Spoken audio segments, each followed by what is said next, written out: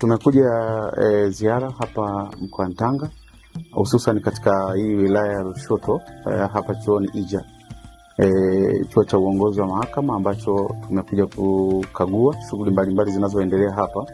Ukweli kwamba nawapongeza sana mwenyekiti wa board ambaye ni Dr. Mary, lakini pia na mkuu wa chuo Dr. Paul, kwa namna ambavyo wameweza kufanya mabadiliko makubwa kwa kutekeleza maelekezo ya Mheshimiwa Rais Dr. Samia Suluhu Hassan na Wizara ya Katiba na Sheria, kutengeneza mifumo rafiki na mifumo imara ya ufundishaji wa majaji na mahakimu hapa Lushoto. Lakini niseme tu kwamba teknolojia iko juu sana, na ni kwamba namna ambavyo wameimarisha mifumo ya kufundishia na mifumo ya utoaji elimu hapa chuoni, kwa kweli tunasema ni mabadiliko ni makubwa, na dhamira ya Mheshimiwa Rais ni kuona kwamba chuo hiki kinakuwa chuo bora kabisa hata Afrika, kwa sababu ni chuo ambacho kinatoa wa viongozi mbalimbali ambao wanakwenda kuitumikia nchi yetu kwenye muhimili wa mahakama.